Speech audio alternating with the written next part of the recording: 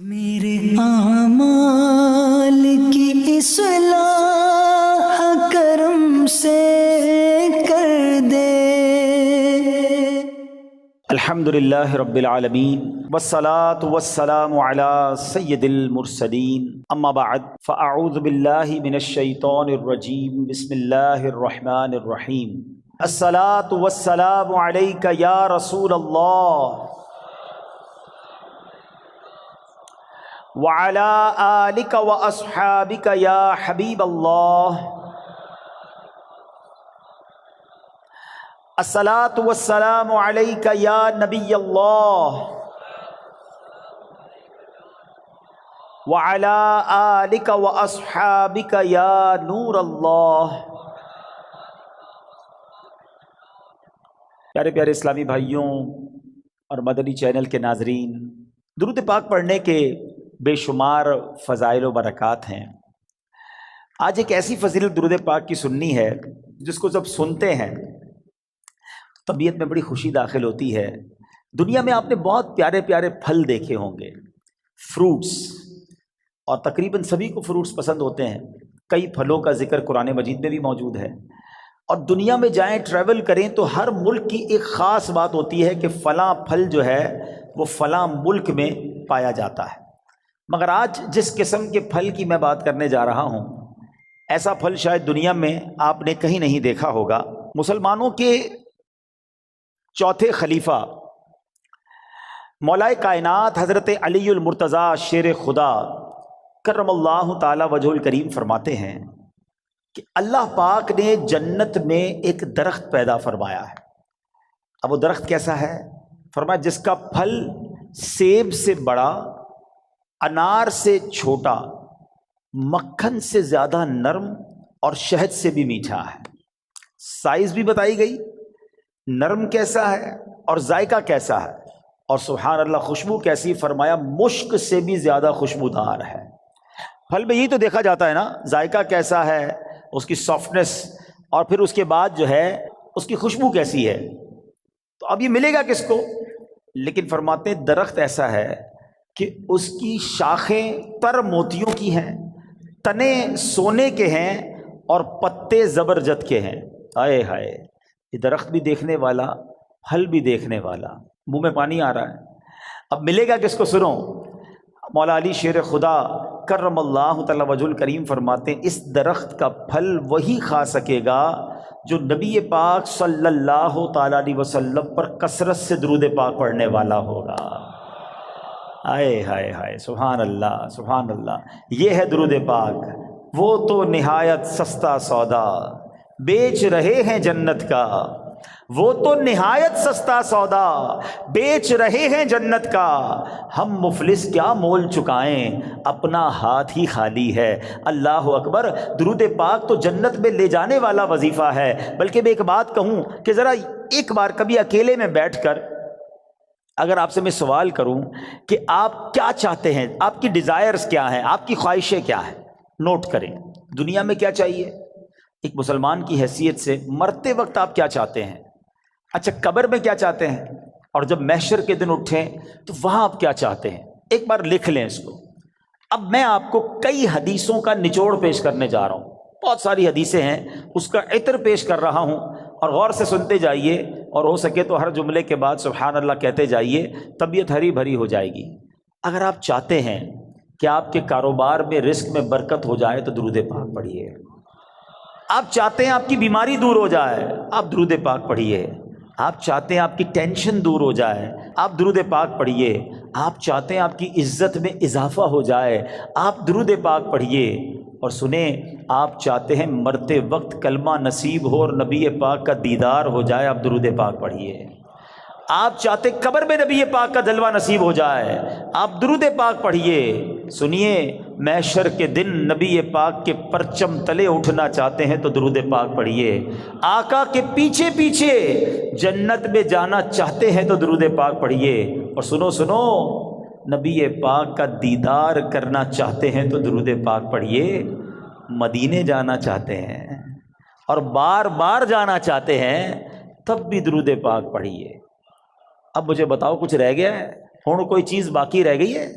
جو دنیا میں چاہیے تھی، مرتے وقت چاہیے تھی، مرنے کے بعد چاہیے تھی، کاروبار بھی اچھا ہو جائے، رزق میں برکت ہو جائے، ٹینشنیں دور ہو جائیں، ذلیل نہ ہوں، عزتیں بڑھ جائیں، کلمہ مل جائے، نبی پاک کا دیدار ہو، جب تک زندہ رہوں مدینے جاتا رہوں، اور خواب میں آقا کی زیارت بھی ہو جائے، پھر نبی پاک جنت میں ساتھ لے جائیں، پھر بچتا کیا ہے؟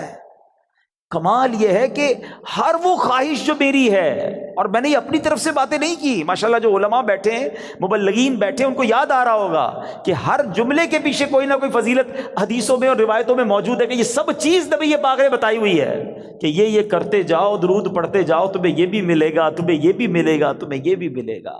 جبھی تو شاعر نے کہا نا، ہر درد کی دوا ہے صلی علی محمد، whatever calamity you have, whatever problem, کوئی مسئلہ ہے نا، بتا تو رہا ہوں کہ ہر درد کی دوا ہے صلی علی محمد، تعویذ ہر بلا ہے صلی علی محمد صلی اللہ علیہ وسلم۔ یعنی ہوا یہ، اس کا نچوڑ یہ، نتیجہ یہ نکلا کہ اگر ہم درود پاک پڑھنے والے بن جائیں اور کثرت سے پڑھنے والے بن جائیں تو پھر مشکل نہیں رہنی ہے انشاءاللہ۔ تو آئیے میں بھی نیت کروں اور آپ بھی نیت کریں۔ بعض اوقات آپ دکان پہ بیٹھے ہوتے ہیں، کاروبار پہ بیٹھے ہوتے ہیں، کوئی کام نہیں ہوتا۔ ہمارا پرابلم ہم یہ ہو گیا ہے، جب کوئی کام نہیں ہے تو ہمارے ہاتھ میں موبائل آ جاتا ہے، اور وہ موبائل اتنا بیزی کر دیتا ہے کہ پتہ ہی نہیں چلتا کہ آدھا گھنٹہ نکل گیا، گھنٹہ نکل گیا، 2 گھنٹے نکل گئے۔ اللہ کرے یہ مائنڈ سیٹ بن جائے کہ یہ وقت بہت قیمتی ہے، اگر فارغ بیٹھا ہوں دکان پہ تو میری تسبیح بار آنی چاہیے، موبائل کی جگہ تسبیح بار آنی چاہیے کہ چلو یار 313 بار درود پاک پڑھ لیتا ہوں، 100 بار کلمہ پاک پڑھ لیتا ہوں۔ اچھا موبائل اٹھانا ہی ہے تو یار کوئی کام نہیں تو 10 منٹ میں 12 منٹ میں سورہ یاسین نہ پڑھ لوں، ایک سورہ یاسین پڑھوں گا 10 قرآن کا ثواب مل جائے گا۔ آپ سوچیں، کاروباری ہو نا تو بنو نا کاروباری، کہ تھوڑی دیر میں کیا کیا کما سکتا ہوں، کتنی فضیلتیں کما سکتا ہوں۔ تو اللہ کرے اپنے وقت کا صحیح استعمال کرنے والے ہم بن جائیں، اور میری اور آپ کی زبان ذکر و درود سے تر رہنے لگے۔ اچھا اس کا بینیفٹ یہ بھی ہوگا، آخرت میں تو اجر ملے گا، اللہ کی رحمت سے کاروبار پر بھی برکتیں نازل ہونا شروع ہو جائیں گی۔ واقعہ ہے ایک شرابی کا، اور اس شرابی کی زندگی میں ایک ایسا ٹرننگ پوائنٹ آیا جس نے اس کی زندگی کو بدل کر رکھ دیا اور کہاں پہنچا دیا۔ بہت امیزنگ اسٹوری ہے۔ ماجرا یہ تھا کہ وہ شرابی شراب کے نشے میں دھت کہیں جا رہا تھا، راستے میں ایک کاغذ پر نظر پڑی۔ ماشاءاللہ یہاں قرآن پڑھنے والے، پڑھانے والے، اپنی دکانوں پر بھی ماشاءاللہ مدرسہ لگانے والے موجود ہیں۔ تو آج قرآن پاک کی صرف ایک آیت کی فضیلت کی میں نے بات کرنی ہے۔ پورے قرآن کی شان تو نرالی ہے، ایک آیت میں کیا کچھ ہے اس سے اندازہ ہوگا کہ پھر رب کے کلام میں کتنی عظمتیں ہیں۔ تو وہ جو شراب کے نشے میں دھت جا رہے تھے، انہوں نے دیکھا کہ ایک کاغذ کا ٹکڑا پڑا ہے اور اس پر بسم اللہ الرحمن الرحیم لکھا ہوا ہے۔ اب اس کو خیال آیا کہ میرے رب کا نام زمین پر، ادب کا خیال آیا، عزت کا خیال آیا کہ یہ نہیں ہونا چاہیے۔ حالانکہ وہ غلط کام کر رہے تھے، شراب میں تھے، مگر عطر خریدا، اس کاغذ کے ٹکڑے کو صاف کیا، اسے عطر لگایا اور بلند جگہ پر رکھا۔ اس کے بعد وہ اپنے کام میں مگن ہو گئے۔ اسی رات ایک بزرگ کو خواب میں زیارت ہوئی کہ جاؤ میرے اس بندے کو جا کر کہو کہ تم نے میرے نام کو پاک اور صاف جگہ پر رکھا، بلند جگہ پر رکھا، ہم تمہارے نام کو بھی بلند کریں گے۔ اب بزرگ اس بندے کو جانتے تھے کہ وہ تو شرابی ہے، شرابی کے لیے یہ پیغام کیسے ہو سکتا ہے؟ تو کہتے لگتا ہے خواب میں کوئی غلط فہمی ہوئی، دوبارہ سو گئے، دوبارہ سوئے تو پھر دوسری بار یہی پیغام، پھر سوچا نہیں اس بندے کے لیے پیغام نہیں ہو سکتا، تیسری بار خواب میں یہی پیغام دیا گیا۔ اب وہ بزرگ تلاش کرنے نکلے کہ وہ کدھر ہے شراب پینے والا۔ ڈھونڈتے ڈھونڈتے جب پتہ چلا اس وقت بھی وہ شراب کی محفل میں ہی بیٹھے ہوئے تھے۔ آواز دی کہ باہر آئیے، وہ تو شراب کے نشے میں مست، تو کسی کو بھیجا کہ جاؤ کہو تمہارے لیے پیغام آیا ہے۔ کہ میرے لیے کون پیغام لایا ہے؟ بہرحال پوچھو کس کا پیغام لائے ہو؟ جو بزرگ شراب خانے کے باہر کھڑے تھے نا، کہ اندر جا کر اسے بتا دو اللہ کا پیغام لایا۔ اب جب یہ سننا تھا تو جھرجھری سی آ گئی، کھڑے ہوئے، باہر آئے، اور جب یہ بات بزرگ نے بتائی کہ مجھے تو نہیں پتا تم نے کیا کیا ہے، 3 بار خواب میں مجھے یہ کہا گیا کہ تمہیں بتا دوں تم نے رب کے نام کو جو تعظیم کی ہے، بسم اللہ الرحمن الرحیم کو معطر کیا، اسے بلند جگہ پر رکھا ہے، مجھے یہ پیغام ملا ہے کہ تمہیں بھی تمہارے نام کو بلندی دی جائے گی، تمہیں عزت اور مرتبہ دیا جائے گا۔ جب یہ سنا کہ میں شراب کے نشے میں دھت اور میرا رب مجھ پہ اتنا مہربان، اس بندے نے توبہ کی، اللہ سے معافی مانگی اور عبادتوں میں لگ گئے۔ اے میرے پیارے اسلامی بھائیوں، یہ انقلاب جو شراب کے نشے میں دھت شخصیت کو اللہ کا ولی بنا گیا، یہ کون تھے؟ یہ کوئی اور نہیں، حضرت بشر حافی رحمۃ اللہ تعالی علیہ تھے۔ یہ زمانے کے ولی بنے۔ حافی کہتے ہیں ننگے پیر رہنے والے کو۔ آپ معرفت الہی اور اللہ کی یاد میں اتنے گم رہنے لگے کہ آپ چپل ہی نہیں پہنتے تھے۔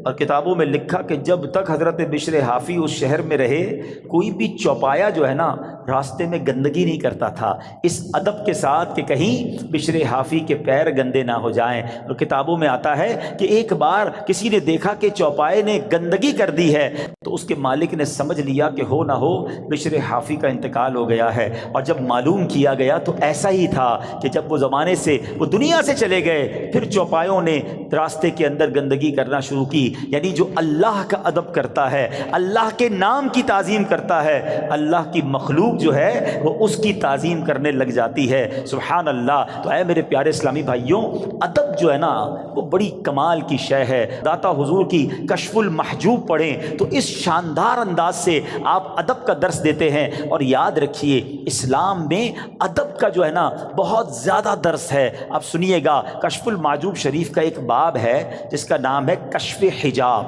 یعنی آداب کا بیان۔ اس باب میں داتا گنج بخش علی حجویری رحمۃ اللہ تعالی علیہ نے بنیادی طور پر 3 چیزیں ذکر فرمائی۔ نمبر 1 ادب کسے کہتے ہیں، نمبر 2 ادب کی قسمیں کتنی ہیں، اس کی کیٹیگریز کیا کیا ہیں، اور نمبر 3 مختلف آداب زندگی اس میں بیان کیے گئے۔ اور سبحان اللہ، داتا گنج بخش جو ہے ادب کی اہمیت بیان کرتے ہوئے فرماتے ہیں کہ ہر شخص کے لیے اس کے مقام کے مطابق علیحدہ آداب ہیں۔ مروت، سنت اور عزت کی حفاظت ادب ہی کے ذریعے ہوتی ہے۔ اور پھر آپ نے قرآن پاک کی آیت جو ہمیں درس دیتی ہے، آپ نے وہاں پر تحریر فرمائی۔ سبحان اللہ، اللہ قرآن میں کیا فرماتا ہے، یا ایھا الذین آمنوا قوا انفسکم واہلیکم نارا وقودھا الناس والحجارہ۔ اللہ قرآن میں فرماتا ہے اے ایمان والو، اپنی جانوں اور اپنے گھر والوں کو اس آگ سے بچاؤ جس کے ایندھن آدمی اور پتھر ہیں۔ اب بچانے کا طریقہ کیا ہے؟ صحابی رسول سلطان المفسرین حضرت عبداللہ ابن عباس رضی اللہ تعالیٰ عنہ اس آیت کریمہ کی تفسیر میں فرماتے ہیں ای فقہوہم وادبوہم، یعنی اے ایمان والو تم پر لازم ہے کہ خود کو بھی اور اپنے اہل خانہ یعنی اپنی فیملی کو بھی جہنم کی آگ سے بچاؤ۔ مگر یہ ہوگا کیسے؟ تم کس طرح خود کو اور اہل خانہ کو آگ سے بچا سکتے ہو؟ اس کا طریقہ یہ ہے فقہوہم، خود بھی علم دین سیکھو، دین کی علم حاصل کرو، اپنی فیملی کو اپنے بچوں کو بھی دین کی سمجھ عطا کرو۔ ادبوہم، خود بھی ادب یعنی مینر سیکھو اور اپنی فیملی کو اپنے بچوں کو بھی آداب سکھاؤ، اور یہ ہے طریقہ جہنم کی آگ سے بچنے کا۔ تو پتہ چلا کہ ادب کا کتنا بڑا مقام ہے۔ مسلمانوں کی پیاری امی جان حضرت عائشہ صدیقہ طیبہ طاہرہ رضی اللہ تعالی عنہا سے روایت ہے، اللہ پاک کے آخری نبی مکی مدنی رسول ہاشمی صلی اللہ تعالی علیہ وسلم نے فرمایا بچے کا اپنے باپ پر حق ہے کہ وہ اس کا اچھا نام رکھے اور اچھے آداب سکھائے۔ بادب بانصیب، ہمیشہ یاد رکھیں، بادب بانصیب اور بے ادب بد نصیب۔ اور مفسرین کرام سبحان اللہ ہماری تربیت فرماتے ہیں کہ اللہ پاک نے حضرت موسیٰ علیہ السلام جب کوہ طور پر آئے تھے، حاضر ہوئے تھے، تو کیا فرمایا؟ اللہ نے قرآن میں حضرت موسیٰ سے کیا فرمایا؟ بے شک میں تیرا رب ہوں تو اپنے جوتے اتار ڈال، بے شک تو پاک جنگل طوا میں ہے۔ اس کی تفسیر میں مفسرین نے لکھا کہ اللہ پاک نے جو حضرت موسیٰ علیہ السلام کو جوتے اتارنے کا حکم دیا، اس کی وجہ یہ تھی کہ بادشاہوں کے دربار میں جوتے اتار کر حاضر ہونا یہ ادب کا انداز ہے، اور خدا تو احکم الحاکمین ہے۔ تو حضرت موسیٰ اللہ کی بارگاہ میں وادی طویٰ میں جا رہے ہیں، لہٰذا حکم ہوا کہ اے موسیٰ اپنے رب کریم اور اس بابرکت وادی کے ادب میں نالین شریف اتار دیجئے۔ تو پتہ چلا ادب کا درس اللہ کریم کی طرف سے قرآن پاک میں جا بجا موجود ہے۔ اور سنیے، حضرت جلال بصری رحمۃ اللہ تعالی علیہ فرماتے ہیں ایمان کا تقاضا یہ ہے کہ بندہ شریعت پر عمل کرے، لہٰذا جو شریعت نہیں جانتا وہ کامل ایمان والا نہیں، اور شریعت ادب سکھاتی ہے، تو جو ادب نہیں جانتا اس کا ایمان کامل نہیں۔ سیدی اعلیٰ حضرت امام عشق و محبت کیا فرماتے ہیں؟ لا دین لمن لا ادب لا۔ اعلیٰ حضرت کہتے ہیں اس کا دین ہی نہیں ہے جس میں ادب نہیں ہے۔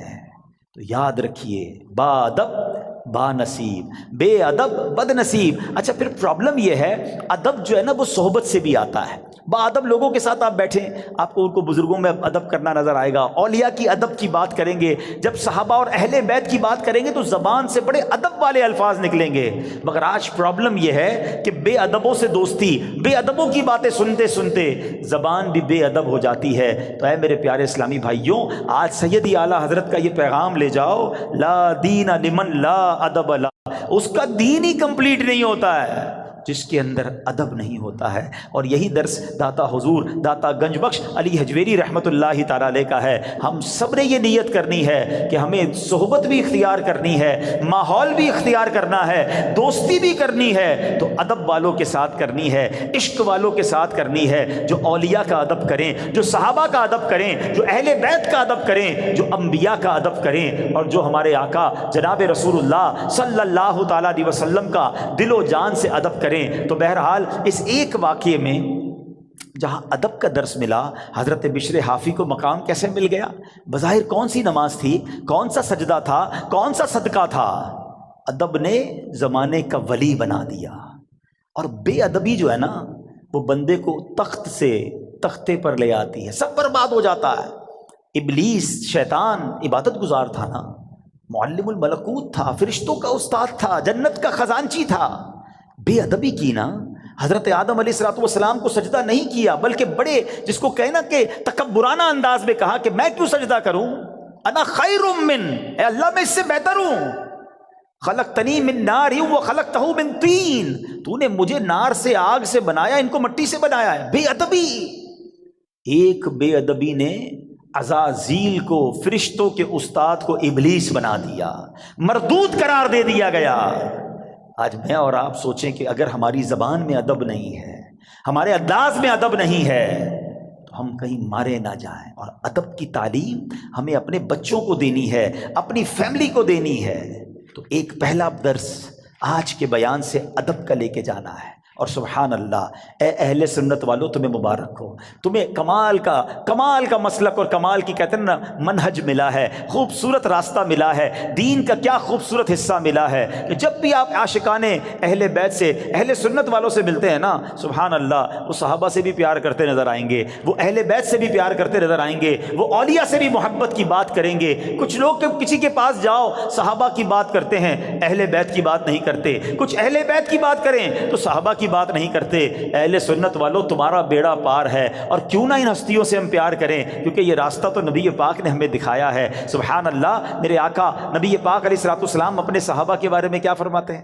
فرماتے اصحابی کالنجوم فبأیہم اقتدیتم اہتدیتم، میرے صحابہ ستاروں کی مانند ہیں، لائک سٹارز، کسی کی بھی پیروی کر لو تم ہدایت پا جاؤ گے۔ صحابہ کو ستارے کہا، اور سبحان اللہ اپنی آل کو کیا فرمایا؟ ایک حدیث کا مضمون ہے، میرے آقا فرماتے میری آل میری امت کے لیے کشتی نوح کی مانند ہے، جو اس میں سوار ہو گیا اس کا بیڑا پار لگ جائے گا۔ تو یہ تو دونوں ہمارے لیے ضروری ہے نا، ہماری دونوں آنکھیں ہیں، صحابہ بھی دل و جان سے ہمیں پیار ہے، اہل بیت پہ جان قربان ہے۔ تو سبحان اللہ، بریلی کے تاجدار امام عشق و محبت نے اہل سنت کا یہ عقیدہ کس شان سے اور کس پیارے انداز میں بیان کیا، اور ان دونوں حدیثوں کا عطر عطا کر دیا۔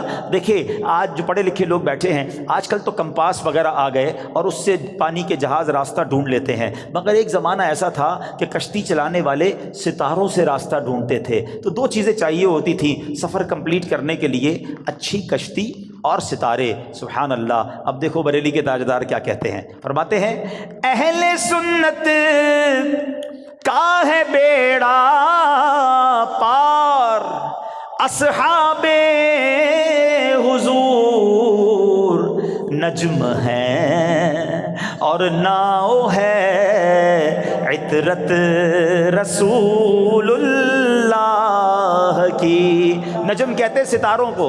ہمارے تو ستارے صحابہ ہیں اور ہماری کشتی اہل بیت ہیں, تو پھر بیڑے نے پار ہی لگنا ہے نا انشاءاللہ. تو سبحان اللہ, ہر صحابی نبی. تو ادب, سب کا ادب, اولیاء کا ادب, بلکہ اولیاء کا, صحابہ کا, اہل بیت کا تو اپنی جگہ کرنا ہی کرنا ہے. ہمیں نارمل مسلمانوں سے بھی ادب سے بات کرنی ہے. ہمیں کیوں کسی کو ذلیل کرنا ہے, کیوں کسی سے لڑائی کرنی ہے, کیوں کسی کو طنز کرنا ہے. ایک بات یاد رکھیے گا, اللہ کریم نے اپنے اولیاء کو اپنے بندوں میں چھپا کر رکھا ہے. ہمیں نہیں پتا کون اللہ کا ولی. ہو سکتا ہے یہاں کوئی رب کے ایک نہیں, ایک سے زیادہ ولی بیٹھے ہو. اچھا, علماء یہ بھی بتاتے ہیں کہ اس بندے کو بھی نہیں پتا ہوتا کہ وہ ولایت کی منزل پہ پہنچ چکا ہے. اللہ جسے چاہے اپنا ولی بنا لے. تو اب ہم اللہ کے کسی ولی سے لڑ رہے ہیں, اس کو ڈانٹ رہے ہیں, اس کو جھڑک رہے ہیں, اس کو ذلیل کر رہے ہیں کیونکہ میرا ملازم ہے, کیونکہ وہ غریب ہے, اس لیے نہیں. اگر وہ رب کا ولی ہے, ویسے تو عام مومن کو بھی تنگ نہیں کر سکتے, لیکن ولایت کی بات دیکھیں. جتنا چھوٹا سا میرا مطالعہ ہے, علماء بھی بیٹھے ہیں, اب تک جو میں نے پڑھا ہے, دو ہی باتوں میں نے یہ پڑھا ہے کہ جہاں اللہ سے جنگ کرنے کی بات کی گئی ہے, اور یہ کتنی خطرناک بات ہے. نمبر ایک, سود کا کام کرنے والا. اے میرے تاجران بھائیوں, کبھی بھی سود نہ لینا نہ دینا, سود کا کاروبار مت کرنا, اس کی قریب مت جانا, کیونکہ اس کے بارے میں نبی پاک نے جو فرمایا, حدیث پاک کا مضمون ہے, وہ ایسا ہے جیسا اس نے رب سے جنگ کیا. اللہ سے جنگ, یار اللہ سے جنگ کر کے کوئی جیت سکتا ہے؟ برباد ہی ہوگا نا, تباہ و برباد ہو جائے گا. ہم نے سود کا کام کرنے والوں کو اینڈ آف دا ڈے برباد ہوتے ہی دیکھا ہے. اور جو دوسری روایت نظروں سے گزری ہے نا, فرمایا جس نے اللہ کے ولی سے دشمنی کی, وہ ایسا ہے جیسے اس نے رب سے جنگ کا اعلان کر دیا, یا اللہ اس سے اعلان جنگ فرماتا ہے. اب سوچ لو, اگر کسی ولی سے ہی دشمنی ہو گئی, اللہ کے کسی بندے سے دشمنی لے کے بیٹھے ہیں, لڑائی کر رہے ہیں, تنگ کر رہے ہیں, اور کیا پتا وہ اللہ کی بارگاہ میں کیا مرتبہ رکھتا. ادب, پیار, محبت, درگزر. کوئی غریب بھی ہے تو ہمیں نہیں پتا اللہ کی بارگاہ میں اس کا کیا مرتبہ ہے. بلکہ احادیث میں تو یہ مضمون نبی پاک نے سمجھے صراحت کر دی اور ڈیفائن کر دیا, کہ جس کا مضمون یہ کہ کچھ لوگ ایسے ہوتے ہیں جن کے بال بکھرے ہوتے ہیں, پرا گندا بال, میلے کچیلے کپڑے, محفل میں کوئی انہیں بلاتا نہیں ہے, نہ آئے تو کوئی نوٹس بھی نہیں کرتا, مگر اللہ کی بارگاہ میں ان کا یہ مرتبہ ہوتا ہے کہ اگر وہ قسم اٹھا لیں تو رب وہ قسم پوری فرما دیتا ہے. اب سوچیں, ایسے تو بہت سارے لوگ ہمارے قریب بیٹھے ہوتے ہیں. اچھا, بعض اوقات قریب آتا تو بٹھاتا بھی کوئی نہیں انہیں. نہ کیا کرو ایسا. ہو سکتا ہے کہ میری مشکلیں, میری پریشانیاں, ہماری ڈیفیکلٹیز, ہمارا کاروبار نہ چلنا, گھر کی بیماریاں, اس کی وجہ یہ ہو کہ میں کسی اللہ کے ولی کو تنگ کر بیٹھا ہوں, بے ادبی کر بیٹھا ہوں. اپنی زبان میں نرمی لائے نا. کسی بڑے اس کو نا سمجھدار آدمی نے ایک بات کہی ہے کہ میٹھا کھانے سے شوگر ہوتی ہے, میٹھا بولنے سے شوگر نہیں ہوتی ہے. میٹھا بولنا شروع کر دو نا یار, میٹھا بولنا ہی چھوڑ دیا ہم نے. میٹھے بول اپنائیں, سب کے ساتھ پیار سے بات کریں. کچھ لوگوں کا انداز ہی بڑا روب والا ہوتا ہے, اور پھر کیا ہوتا ہے, کہتے ہیں نا زبان میں ہڈی ہوتی نہیں مگر کئی ہڈیاں توڑوا دیتی ہے. زبان میں تلوار نہیں مگر خون بہا دیتی ہے. کسی کی تلوار کا وار جو ہونا اس کا زخم بھر جاتا ہے, مگر زبان کا زخم نہیں بھرتا ہے. تو زبان کا اچھا استعمال, ادب. آج یہ درس لے کے جاؤ کہ انشاءاللہ. اچھا, اب ادب کیسے ملے گا؟ با ادب لوگوں کے ساتھ بیٹھ کر ملے گا. تو الحمدللہ دعوت اسلامی کا ماحول جہاں آپ کو ادب ہی سکھایا جاتا ہے. بچوں سے بھی شفقت کرنی ہے, بڑوں سے بھی پیار سے بات کرنی ہے, بزرگوں سے کیسے بات کرنی ہے, اولیاء, صحابہ, اہل بیت, ازواج مطہرات, امہات المومنین, ادبی کی بات آپ کو ملے گی. بے ادبی کا اسٹائل ہے ہی نہیں. تو یہاں رہو, انشاءاللہ با ادب بن جائیں گے. ہم اللہ سے دعا کرتے ہیں, نبی پاک کی بارگاہ میں التجا کرتے ہیں کہ حضور ہمیں اپنے با ادب غلاموں میں ہی شامل رکھیے گا. بڑا پیارا شعر ہے نا کلام کا, محفوظ شاہ رکھنا صدا بے ادبوں سے, محفوظ شاہ رکھنا صدا بے ادبوں سے,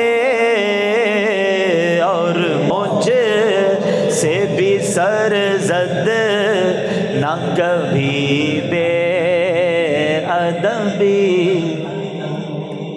تو انشاءاللہ باادب رہیں گے انشاءاللہ. اب دوسرا درس اس واقعے سے کیا ملتا ہے؟ سبحان اللہ. بسم اللہ الرحمن الرحیم. ایک آیت، اس کا کمال ہی اور ہے، اس کے راز ہی اور ہیں، اس کے اسرار ہی اور ہیں. قرآن پاک کی تو شان ہی نرالی ہے، مگر آج فقط کچھ باتیں میں آپ کو اللہ کے اس مبارک کلام کی اس ایک آیت کے رموز، اسرار، سیکرٹس، فضائل سنے تو عقل حیران ہو جاتی ہے. سبحان اللہ. بے ایمانوں کو ایمان دینے والی یہ آیت ہے. ذرا واقعہ سنیے گا. ایک یہودی تھا، نان مسلم، ایک یہودن پر عاشق ہو گیا اور عشق مجازی کا اس پر ایسا غلبہ ہوا کہ یہ مجنون جیسا ہو گیا. نہ کھانے پینے کا ہوش تھا، نہ آرام کرتا تھا، بڑا پریشان. اس زمانے میں اللہ کے ایک ولی تھے حضرت عطا رحمۃ اللہ تعالی علیہ. ان کے پاس آیا اور کہا کہ حضور میں بہت پریشان ہوں، وہ فلاں سے عشق ہو گیا ہے، چین ہی نہیں آتا. آپ اللہ والے تھے، آپ نے ایک کاغذ کے ٹکڑے پر بسم اللہ الرحمن الرحیم لکھا اور کہا یہ کھا جاؤ. اس نے وہ کاغذ کا ٹکڑا نگل لیا کہ شاید میرا کام بچ جائے گا. سچی بات ہے، اس کا کام بن گیا. ہوا یہ کہ جیسے ہی اس نے کاغذ کو نکلا نا، اس کے دل کی دنیا ہی بدل گئی، ایمان کی مٹھاس ملنے لگی اور اس کے دل میں نور ظاہر ہو گیا. عورت کے عشق کو چھوڑا اور کہتا حضور بس اب مجھے کچھ اور نہیں چاہیے، جس رب کا نام اندر گیا ہے اب کلمہ پڑھائیے، مجھے مسلمان کر دیجئے. صرف بسم اللہ الرحمن الرحیم کاغذ پہ لکھا ہوا پیٹ میں جاتا ہے. اب اس یہودن کو پتہ چل گیا کہ میرا عاشق تو مسلمان ہو گیا ہے. وہ بھی حضرت کی بارگاہ میں آئی اور کہا کہ میں ہی وہ عورت ہوں کہ جس کے عشق میں وہ مبتلا تھا، وہ مسلمان ہو گیا ہے. اب مجھے خواب میں روزانہ کوئی کہنے والا کہتا ہے کہ اگر تجھے جنت میں اپنا ٹھکانہ دیکھنا ہے نا تو جا اور حضرت عطا کے پاس جا، تجھے اپنا جنت میں ٹھکانہ دکھائیں گے. تو حضرت میں آپ کے پاس آئی ہوں، بتائیے جنت کہاں ہے؟ حضرت عطا نے کہا کہ جنت کا ارادہ ہے تو پہلے تجھے اس کا دروازہ کھولنا پڑے گا نا. جنت میں جانا ہے تو ڈور اوپن کر. تو وہ کہتی جنت کا دروازہ میں کیسے کھولوں؟ فرمایا بسم اللہ الرحمن الرحیم پڑھ. آپ نے فرمایا جنت کا دروازہ کھولنا ہے نا، بسم اللہ الرحمن الرحیم پڑھ. جیسے ہی اس نے بسم اللہ الرحمن الرحیم پڑھا، دل میں نور بڑھنے لگ گیا. کہتی حضور بس اب مجھے اسلام میں داخل کیجئے. اس نے کلمہ پڑھا اور بسم اللہ شریف کی برکت سے وہ بھی مسلمان ہو گئی. اسی رات جب وہ نو مسلم خاتون جو ہے رات کو سوئی تو خواب میں جنت میں داخل ہوئی. خوبصورت محل دیکھا، گنبد دیکھے.